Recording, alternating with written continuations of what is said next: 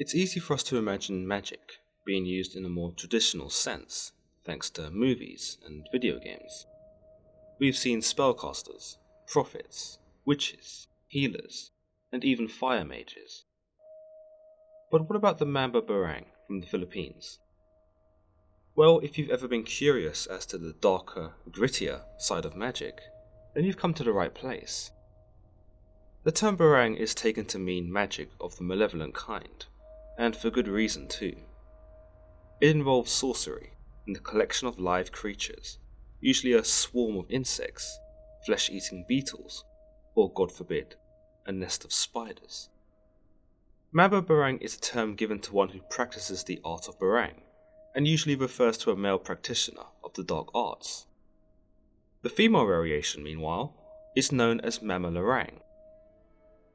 As the legends go, a Mambabarang keeps his swarm of creepy crawlies in a bottle, carefully feeding them. When the Mambabarang decides to employ his little friends, he performs a prayer ritual where he whispers instructions into the bottle, telling the insects of his victim. These bloodthirsty insects are then set free to seek out the victim and to gain entry through the nose, the mouth, the ears, the anus, or just about any hole they can find. This can include open wounds that the victim may have. When the victim feels the effects of the insects, they will often suffer ailments in the body from whichever part of the body the insects entered through. So if they went through the nose, for example, they might experience issues with their sinuses, or if they went through the anus, the victim might suffer hemorrhoids. The illnesses that are incurred are said to be resistant to conventional medical treatment, and only heals once the insects leave the body. The only way to cure the curse of the Mambabarang is to visit a herbal doctor or a spiritual faith healer who are able to banish the curse. The victim would still need to experience the feeling of 100 insects flying out their anus though. Other forms of magic committed by the Mambabarang can include the ability to place objects within people's bodies. In one particular type of supposed dark magic, the Mambabarang uses a small bottle to encapsulate a spider, a worm, a cockroach, a centipede, or some other disgusting creature. These insects are then manipulated by the Mambabarang using some malevolent magic, to the point that they are no longer simple insects, but instead wicked spirits. Other versions of this belief include the idea that the insects are never really insects from our world, but instead a manifestation of the Mambabarang's evil intent.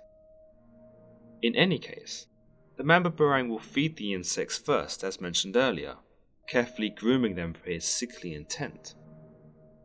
Another method the Mambabarang are said to enforce are the use of dolls. The doll will be dressed with an item of clothing from the victim, or be in contact with something that belongs to them, like a necklace or an earring.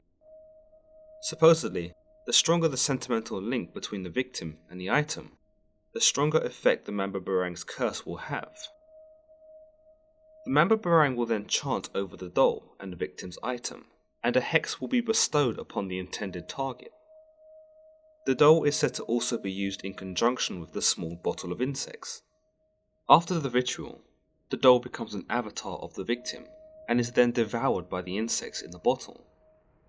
By doing so, the insects will manifest within the victim's actual body, and seek to cause as much damage to their internal system as possible. A horrid symptom of this curse is said to be the breakout of large boils on the skin. When these large boils pop, insects will burst from the wound and seek to gain re-entry elsewhere. Once more, the only way to treat this is said to be through herbal doctors, faith healers, or another Mambabarang, for a price. As if those weren't hideously awful methods, the Mambabarang have more ways of screwing over their targets. Another trick is that they are said to tie a string around the foot of an insect. The Mambabarang will then release this insect into the home of the victim. If the string turns red, it means the intended curse will be effective, but if the string does not change colour, the curse will need to be revised.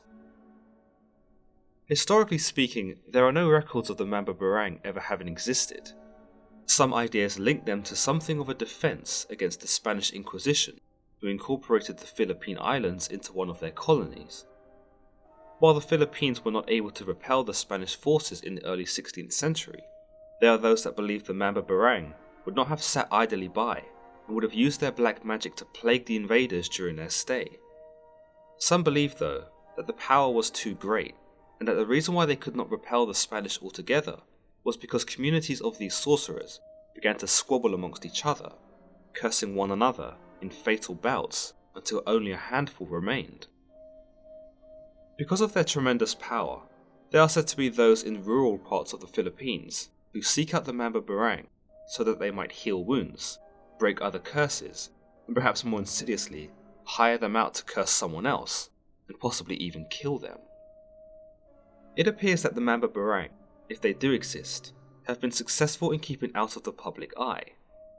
There exist no reports of known Mambabarang practitioners, and most of the information presented in this video is acquired from Philippine folklore and superstition.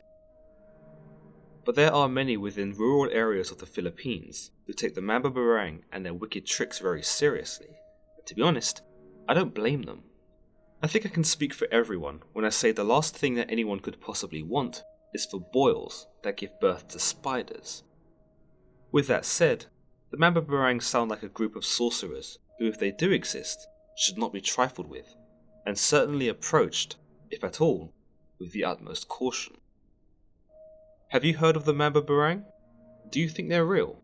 Or is this just an old fantasy clinging to the rustic areas of the Asian islands? Be sure to let me know all of your stories from the Philippine legend in the comments below, and whether you've had your own run-ins with the diabolical sorcerers. As always, if you've enjoyed today's video, then don't forget to give it a thumbs up and hit the subscribe button. Until the next time, guys.